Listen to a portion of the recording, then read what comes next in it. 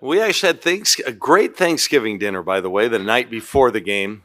Played on Thanksgiving Day, and then I think we had a few parents, so a lot of our players just went out with them that day. But yeah, it was a really good trip, a long trip. I think it was a full 7 days, and yeah, it's just a lot of hotel time. But a really good trip. Obviously, we went 3-0 and played pretty good at times, but just good to be back home. It really is. Can you put into perspective this maybe the second half for Katie and how special that was in terms of the young player kind of ascending in a moment where she needed to help get a win? Yeah, one of the more memorable performances, especially when we needed it. I mean, when we fell down by 14 and I mean, we had given no indication that we could turn it around. You know, we were just like running in quicksand and things weren't going well. You couldn't make a basket. And yeah, she just kind of put us on her shoulders and well, her and Ahis. But yeah, Katie was just spectacular. And, you know, her assist numbers were down because she was looking to score. We needed her to score. And she understood that. So yeah, that was a heck of a half. I guess what can that mean for her confidence going forward in these other big games? I mean, with what's on the horizon, especially. Yeah, you know, I had a talk with them today. You know, this December schedule and then the January, February, March schedule. I mean, we don't, there are no more gimmies, you know, the rest of the time. And so, yeah, you know, it gets real. We're going to have more close games. And so when the more confident she is, then the better we are for it. So, and, you know, she's 9 games into her sophomore year. Her freshman year was kind of a throwaway in some ways. She's still a young player getting better. And that's what's really encouraging to see, that she can take over a game when she needs to. What about, you talked a little bit about Ahis, but just what she was able to do in that game with I think 15 rebounds. And I think her rebound percentage is like 26% right now.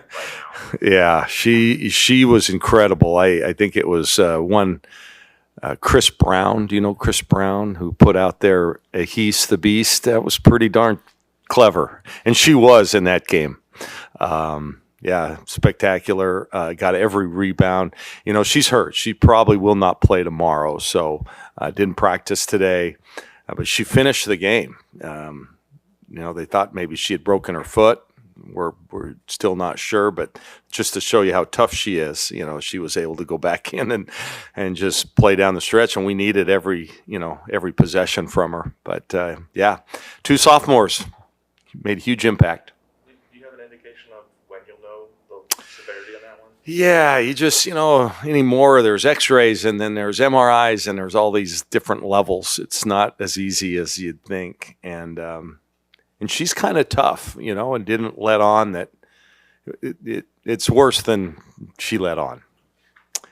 And so it probably cost us a day in terms of finding out what it really was. Kelly, you've always had a handful of international players on your rosters here at Oregon, but I'm curious how kind of your scouting of that has evolved maybe over the last 10 years or so. And does that bring kind of like a different feel when everyone's just kind of getting used to each other and the different types of ball they've played? Yeah, you know, and they've all come here for different reasons, you know, and through different sources, you know. One of my good friends, he's a longtime German coach, was the one that told me about Ahis. You know, just said, hey, there's a player in Luxembourg, and not many players from Luxembourg are on the national or international scene, just because they rarely get out of the European B division. And he sent me some clips, and I go, wow, I think she's really worth looking at. And then we watched her more and more. He helped us with Satu and Niara as well, so he's a pretty good source over there. But it just comes from different ways. You know, my staff does an awesome job of making contacts with people. There are international services, so anymore, it used to be you'd have to have an in with European coaches and programs and teams. Anymore, there's now, you know, because you can make a buck, so there's all these different scouting services that are now scouting international players. That's why you're seeing more and more of the international players going to the elite programs. It used to be they would come over. They had no idea that Oregon was any different than Sacramento State. You know, to them it was America, right? They're becoming a little more sophisticated. So the recruiting is more sophisticated now. But we have good contacts over there. We have a good name, and we've had, quite frankly, some great international players that have succeeded here. So that helps the next group. We were able to get good Spanish guards because Maite Cazorla had such a great career here, and she still, talks fondly of our program to other Spanish kids, and it just, word of mouth a lot of times. Yeah, good question. But I like European players, quite frankly. They know how to play. In America, they say, "Oh, you're 6'2". All right, you're inside. Get your back to the basket." Out there, that's why you see Jokic and Giannis and those kind of players. They're skilled like guards. That's the way they play the game. And now the NBA plays it the way they used to play it. Coming down from 14 against Auburn, what does that sort of prove to the team? That we've got some toughness. Yeah, we showed some real character. We didn't get down. We kept battling, and then we made that nice little run. We stuck to our defensive game plan, and it started to pay off. Our zone in his last 3 games was by far our best defense, and we did an amazing job and stuck with the zone pretty much the entire trip, and it did well for us. We're rebounding well out of it and created some turnovers and made the right plays at the right time. But I think anytime you can win close games or come from behind, there's a belief that happens. I think last year we were 6-0 in games decided by 1 or 2 points. Well, we get into a close game, they start to believe that, hey, we're gonna win this game. So yeah, that's invaluable to have. You were talking about your returners, especially with Katie, but also with Sarah, Sophia, and Amina. Just what's been the biggest difference from last year and kind of having that year under the belt to this year? Yeah, well, I think experience. There's no substitute for having been there, having done it. Great thing is, you guys, in our 9 games now, we've had 6 different leading scorers, and so we're getting production all across the lineup. I thought Amina had a great trip. She was really solid at both ends of the floor. We already talked about Ihis. Ari, Sophia. We keep disruptions. Sophia had 30 disruptions in 3 games. 7 in a game is tremendous, and she averaged 10. So they're getting it done in different ways that you may not see it in the scorebook. But I love the production we're getting up and down the lineup, and yes, experience plays a big part of that. Oregon State. One, how much does this game and series mean to you, having coached in it for so long, and also what problems do the Beavers present? Well, I'm glad that we're playing a game. We couldn't work it out last year. Both sides tried, and we just couldn't get it done. And so I'm glad we're playing again. They're very good. I mean, I think Scott is one of the best coaches in the country. Always have, and he's got a really good team again. What they do is they know who they are, and they play their style. They're not going to change it, and it's really effective. I think both of us would probably rethink the timing of this, because we had the trips down to the south. He went further south into the Caribbean, and we both came home on Monday. Long travel days. Monday? What's today? Yeah, see, that's what happened. So we both traveled on Sunday. We had long travel days.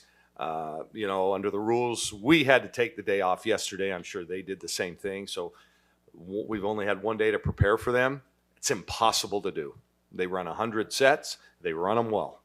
So when you play Oregon State, you really rely, we have players that can't run the same out of bounds play that we've been running since day 1 in practice, and they'll screw that up. And so we have 1 day to show them 100 different options that they have in their offense.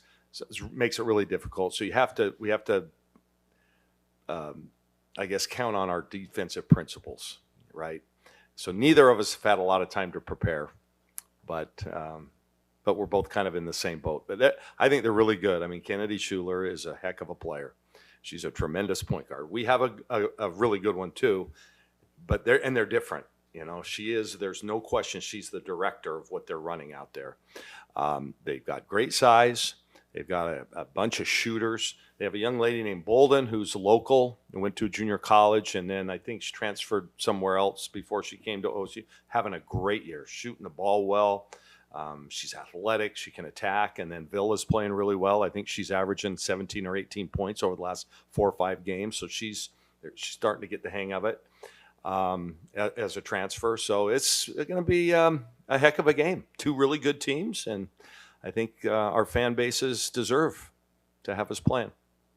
Glad we worked it out. What does this 9-0 is something this program hasn't done in 10 years. It kind of sets you up for something here. What does it mean to you to have a start like this? Yeah, I never really worry about, we haven't played well at times, but it's nice that we're winning the games. There's no question. But our competition hasn't been quite as strong as maybe we thought it would be. We thought Washington State on the road was going to be a more difficult game. Grand Canyon, who won 30 games last year, thought that might be a little tougher here at home. But we've beaten the teams we're supposed to, and I think we're playing relatively well. I think that's why the net is showing that we're doing pretty well. The numbers are good, the efficiency numbers. But 9-0 is better than 8-1, Eric. Better than 7-2. At some point we're going to lose. I doubt we're going to go 30 whatever and 0, but that's what we're hoping for. But we just want to go 1-0 this next game. That's all. The Beavers average 5 blocks a game. How are you sort of looking to disrupt their defense? Who's averaging 5 blocks? The Beavers.